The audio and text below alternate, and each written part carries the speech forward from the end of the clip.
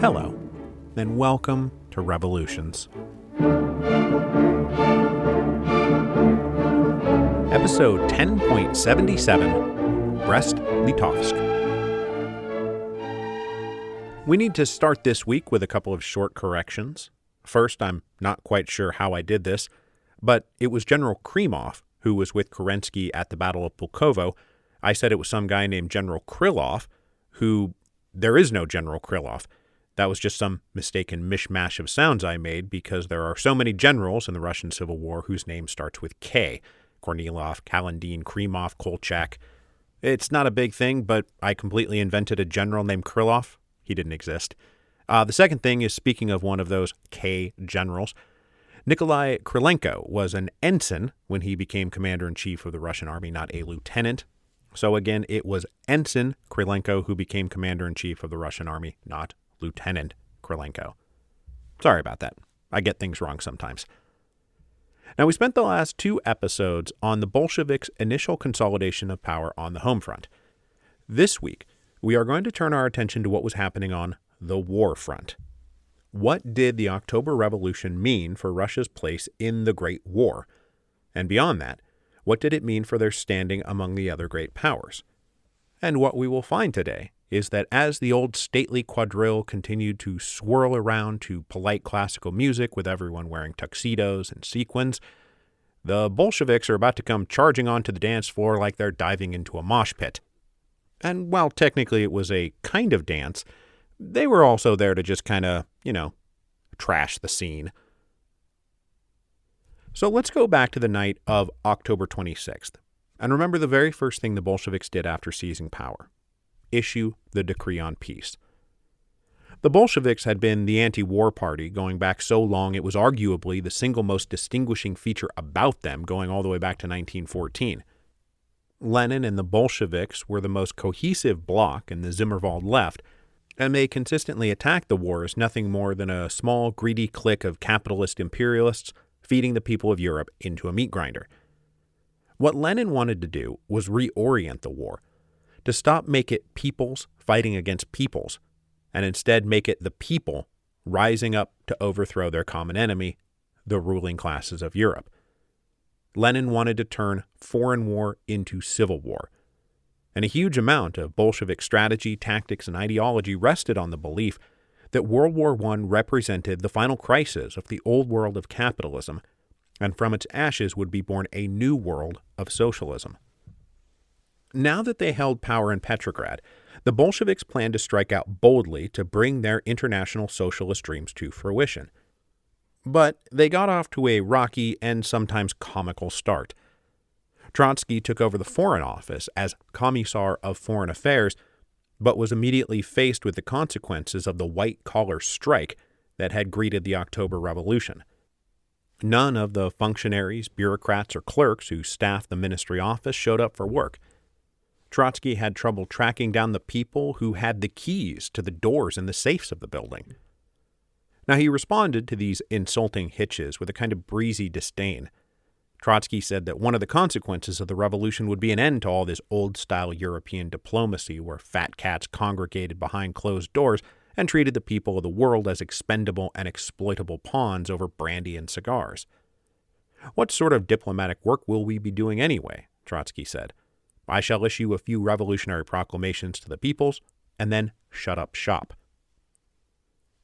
But despite this posturing, it was going to be a wee bit more complicated than all that. On November 9th, the Soviet government transmitted the decree on peace to all the other belligerent powers, inviting everyone to take it as the starting point for a general peace. But if you will recall, it also aimed itself over the head of the governments of Europe and spoke directly to the people. Lenin had very few illusions about the response from the other powers. The proposal of peace will be met with resistance on the part of the imperialist governments, he said. We don't fool ourselves on that score. But we hope that revolution will soon break out in the belligerent countries, and that is why we address ourselves to the workers of France, England, and Germany. By issuing this call to all the belligerent powers, Lenin was also engaging in a little bit of public relations work. because while Lenin did not expect the governments of France or Britain to respond favorably, he absolutely expected the Central Powers to jump at the chance to sign a peace treaty with Russia. One of the things that had dogged Lenin and the Bolsheviks for all of 1917 was the accusation that they were a bunch of paid German agents, that they had been delivered to Petrograd in a German train car with instructions to wreck Russia from the inside. Now, Lenin did absolutely take from the Kaiser what the Kaiser offered in 1917, logistical and monetary support. But Lenin is not a German agent. It is, however, somewhat of a creative puzzle to imagine how exactly Lenin could have behaved differently if he was a German agent. Because after returning to Russia, he spent every waking moment attacking the legitimacy of the provisional government, denouncing the war, and fomenting an atmosphere of chaos. All of this culminated with an armed seizure of power, with their very first decree being a call for the Russian army to stop fighting the Germans. I mean, back in Berlin, the decision to put Lenin on a train in March 1917 was looking like the single best decision they had made since the war began.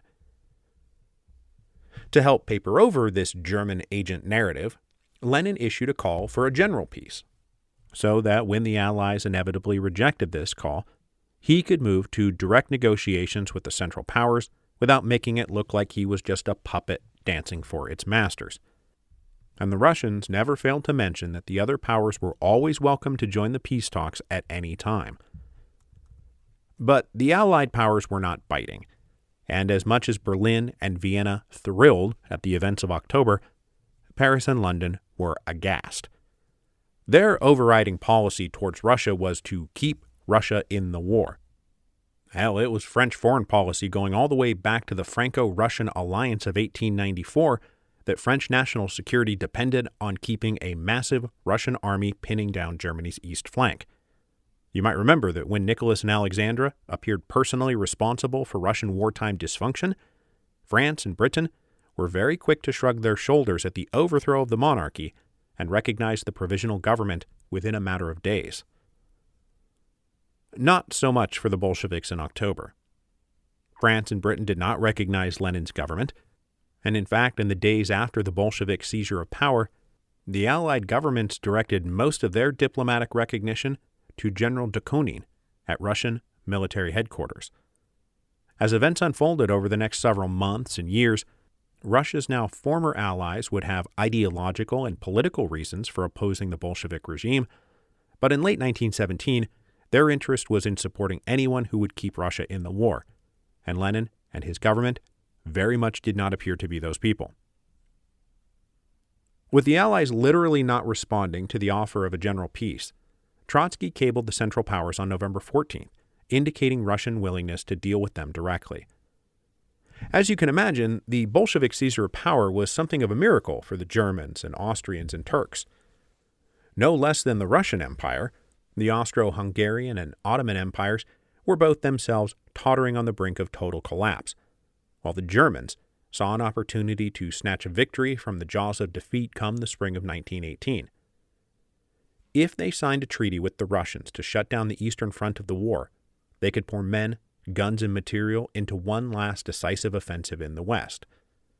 Now, the Germans were themselves in desperate straits, and things looked pretty terrible both at home and abroad, including the depressing reality that the United States had just joined France and Britain. But there was still time to sneak in a knockout blow before American weight became decisive. But the Germans absolutely needed the Russians out of the war, or they were done for. So the Central Powers cabled their willingness to negotiate an armistice, followed by a formal peace treaty. They invited a Russian delegation to come to Brest Litovsk, the headquarters of the German army in what is now Belarus. Brest Litovsk was a bombed-out shell of itself, with only the former military fortress still standing. But the fact that the talks went on there spoke volumes for the military realities underlying the talks. The June offensive had resulted in the Germans advancing hundreds of miles. They presently occupied large chunks of Russian territory in Poland and up in the Baltic. The German army stood poised to capture Petrograd, which was absolutely a huge background crisis that drove events towards the October Revolution. that the Russian delegation had to come to German military headquarters to work out a peace, rather than mutually agreeing to a neutral location, spoke volumes for how much this was effectively the Russians coming to surrender. The Bolshevik delegation left Petrograd for Brest Litovsk on November 18th. The head negotiator was a guy named Adolf Yoff, a former Menshevik and friend of Trotsky's, who had wholeheartedly embraced radical Bolshevism after returning from Siberian exile after the February Revolution. Also on the negotiating team was Kamenev, who was welcomed back into the Bolshevik fold after realizing that he kept resigning in protest from the winning team. Lenin and the others let him back into the inner circle, but would forever bring up his October episode when they wanted to rub his face in the fact that Kamenev had spent those crucial days in October trying to derail them from their date with historical destiny. But though it looked like the Russian delegation was coming hat in hand to beg for peace at Brest Litovsk, they were not there to just surrender and sign peace at any price. They planned to use the negotiations as a platform to spread revolutionary gospel, and they very visibly positioned themselves as a completely new political animal on the world stage, one that represented the people, not just the ruling class. Though their principal negotiators were intellectuals, they also brought as equal members of their negotiating team a soldier, a sailor, a worker, a peasant, and a woman. Now, the woman on the team was a left SR named Anastasia Bitsenko, who was famous for assassinating the former Minister of War in November 1905. She shot him dead at point-blank range in the home of the governor of Saratov, who, you might remember, was Pyotr Stolypin. Bitsenko spent more than a decade in Siberian exile before coming home after the February Revolution. Having a terrorist assassin sitting amidst the Russian negotiators certainly signaled that this was not the same old negotiating team everyone was used to. There's also a great story about the peasant delegate, a guy called Roman Stashkov. As the negotiating team was on their way to the train station, Yoff and Kamenev realized they had forgotten to secure a peasant delegate. Then they saw this old peasant walking on the side of the road, and they pulled over and offered him a ride. When he got in, they quizzed the perplexed old man about his politics. When he said he was an SR like everyone in his village, they said, "Come with us to Brest Litovsk to make peace with the Germans." He was understandably reluctant, but they offered him a chunk of cash to overcome his doubts, and off he went as the newly minted plenipotentiary representative of the Russian peasants. The conference formally began on November the 20th, with this motley array of scruffy Russian revolutionaries seated across the table from a phalanx of aristocratic old-world diplomats and generals. The leader of the Central Powers negotiating team was German Foreign Secretary Baron von Kuhlmann. Kuhlmann was worldly, cultured, polite, and just the prototypical European diplomat. He also fancied himself something of a self-styled expert on Russia. While negotiating from a position of strength, Kuhlmann believed his job was to provide language and terms that would allow the Russians to sign an honorable peace. He was convinced Germany was done for if the two-front war continued, but also convinced that if the Germans came off as punitive or vindictive towards the Russians, it would maybe drive the Russians back into arms and almost certainly convince France and Britain to fight to the last man. Seated beside the German foreign minister was the Austrian foreign minister, Ottokar Czernin, who was acutely aware that catastrophe loomed over the Austrian-Hungarian Empire, and they absolutely could not go on fighting the Russians. He was there to make sure the Russians signed a peace treaty on whatever terms got them to sign a peace treaty. Beside both of them was General Max Hoffmann, Chief of Staff of Germany's armies on the Eastern Front, who had just overseen the capture of Riga. He was there to make sure the Russians understood they had lost the war and were in no position to bargain. The two teams quickly agreed to a temporary ceasefire as a prelude to a more stable armistice, as a prelude to an official peace treaty. But as negotiations commenced at Brest Litovsk, Trotsky finally got the safes open at the Russian Foreign Ministry and proceeded to publish all the secret terms of all the secret treaties the Tsar's government had signed with France and Britain. Things like Russia being promised Constantinople and hegemony over the Balkans, that the Ottoman and Austro-Hungarian empires would be dismembered, that France and Britain's imperial projects would be protected and expanded. All of this made Russia, France, and Britain look pretty bad. But Trotsky published these terms along with a note to the peoples of the world who would read all about this in their local newspaper. Trotsky said, "The bourgeois politicians and newspapers of Germany and Austria-Hungary will no doubt seize upon the published documents and will try to represent the diplomatic work of the Central Empires in a favorable light. Such an attempt is foredoomed to failure, and this for two reasons. In the first place, we intend in a short time to present at the bar of public opinion a series of secret documents which amply illustrate the diplomatic methods of the Central Empires. In the second place, and this is most important, the methods of secret diplomacy are as international as those of imperialistic plunder. When the German proletariat, by revolutionary means, gets access to the secrets of the chancelleries of its government, it will discover documents in them of just the same character as those we are about to publish. It is to be hoped that this will happen at an early date." So this is basically an open call from the Russian foreign minister for the German people to rise up and overthrow the head of state of an empire he is currently in peace negotiations with. This is well outside of established diplomatic protocol. But though the publication of the secret treaty sent a wave of heartburn through the capitals of Europe, it did not derail the peace talks in Brest Litovsk, because both sides needed a peace. On December 2nd, the two sides agreed to a month-long armistice. Now, for the Russians, signing the armistice was simply giving official designation to an already existing reality that was far beyond the control of their negotiators or their government. Since the October Revolution, and really for all of 1917, the Russian military had been undergoing what one might call self-demobilization. Russian soldiers were simply quitting and going home. Now that they had the decree on peace and the decree on land in hand, the mostly peasant soldiers were just going home. They were pushed by a desire to get as far away from the trenches as possible, and pulled by the promise of radical land redistribution back in their home villages. So the Russian Empire was just disintegrating. An American observer said that when it came to the Russian government needing to sign a peace, it was, quote, "indeed urgent and active, but it was much the case of a man blowing with his breath in the same direction with a full-grown natural tornado." The Russian army was going home, and even if Lenin and Trotsky wanted to keep fighting, there was no way they could have made that army keep fighting. Lenin considered peace essential to the long-term stability of his regime. If he tried to keep the Russian army in the field, he said, the peasant army, unbearably exhausted by the war, will overthrow the socialist workers' government. But though the Russians needed a peace because they didn't really have an army to continue the war, the Bolshevik negotiators were not in Brest Litovsk to sign peace at any price.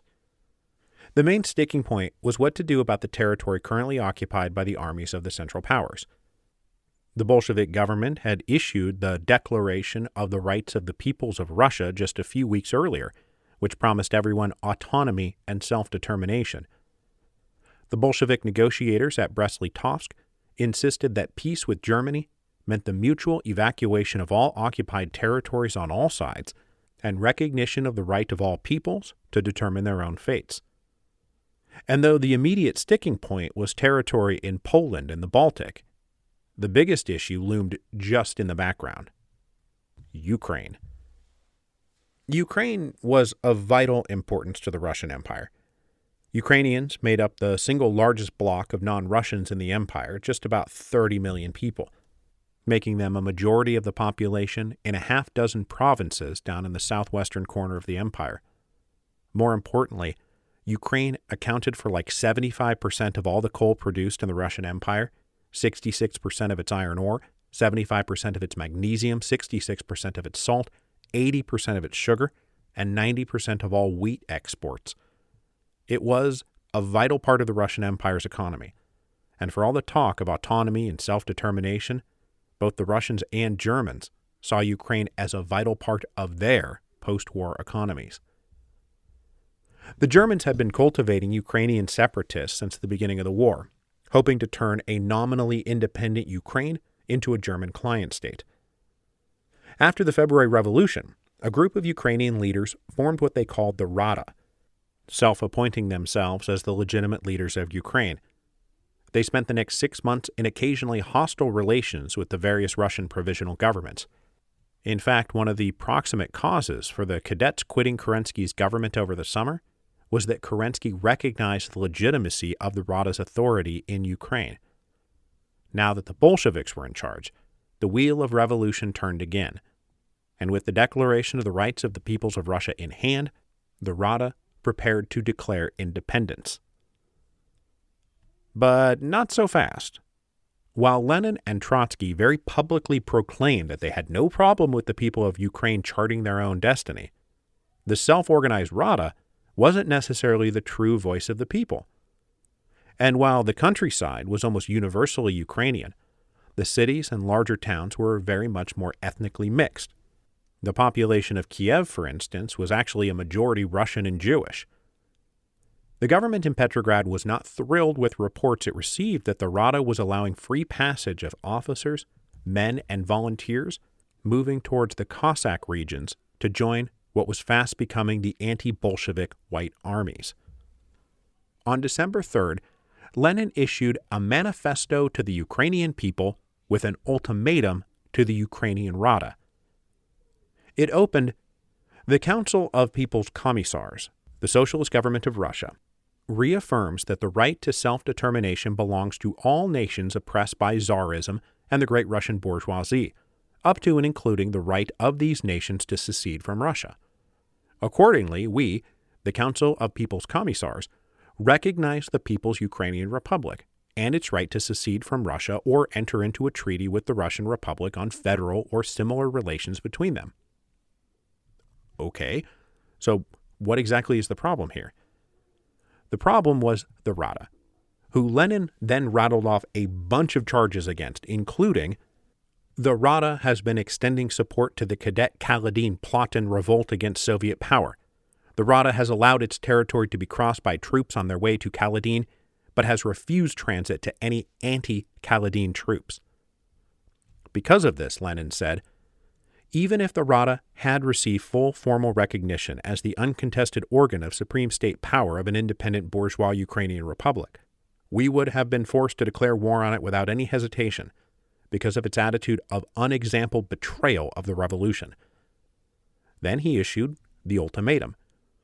In the event no satisfactory answer is received to these questions within 48 hours, the Council of People's Commissars will deem the Rada to be in a state of open war with the Soviet power in Russia and the Ukraine. Lenin would not receive a satisfactory answer from the Rada within 48 hours, but Germany promptly issued an invitation to the Ukrainian Rada to send representatives to Brest Litovsk to negotiate the recognition of an independent Ukraine and a separate peace treaty with the Central Powers. Ukraine was now a theater of the blossoming Russian Civil War. Meanwhile, at Brest Litovsk, the Germans were growing impatient and very suspicious of Russian intentions. On December 13th, the Russian government proudly proclaimed their allocation of 2 million rubles to create and spread revolutionary propaganda throughout Europe. It seemed increasingly obvious that the Russian goal was to stall long enough for revolutions in Germany, Austria, and elsewhere to render the peace talks at Brest Litovsk totally moot. On December 21st, the Executive Committee of the Soviet issued a public statement for worldwide consumption. It said, "The joint meeting appeals to you, workers of Germany, you to whom the predatory aims of German imperialism are as alien as the aggressive aspirations of Russian imperialism are to us. You should support in every way the struggle of the Russian people for a just and universal peace. For 3 years now, the people have been shedding blood on all fronts, but neither victories nor defeats have brought nearer the longed-for peace. Only the will of the peoples can compel the imperialists of all countries to conclude a democratic peace." Then they broadened their appeal beyond just the Germans. Workers of France, Britain, and Italy, peoples of blood-soaked Serbia and ravaged Belgium, you too should raise your voice. Let your governments know that you are no longer willing to shed blood for annexationist aims alien to you. We do not want a peace that would sanctify the old injustices, forge new chains, and burden the working people with the grievous consequences of the war. We want a peace of the peoples, a democratic peace, a just peace, and we shall secure such a peace only when the peoples of all countries dictate its terms by their revolutionary struggles.